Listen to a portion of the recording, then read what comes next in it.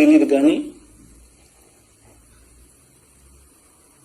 ఏమి చేసినా ఎంత చేసినా ఇంకా 40% ఓటు బ్యాంకు మాత్రం తగ్గించలేకపోయారు. ఖచ్చితంగా మళ్ళీ ఇక్కడి నుంచి లేస్తాం.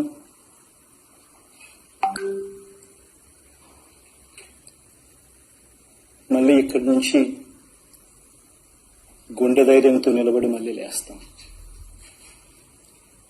ప్రతిపక్షంలో ఉండడం కొత్త కాదు, పోరాటాలు చేయడం అంతకన్నా కొత్త కాదు. నా రాజకీయ జీవితం అంతా కూడా ప్రతిపక్షంలోనే గడిపా,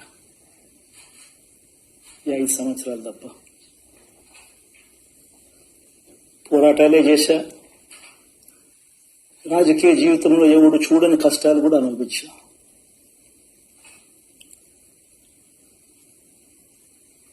ఇప్పుడు అంతకన్నా కష్టాలు ఏదైనా పెట్టినా కూడా సిద్ధంగా ఉన్నాం, సిద్ధంగా ఎదుర్కొంటాం. ఆల్ ది వెరీ బెస్ట్ గవర్నమెంట్లోకి వచ్చిన వాళ్ళకు. Thank you.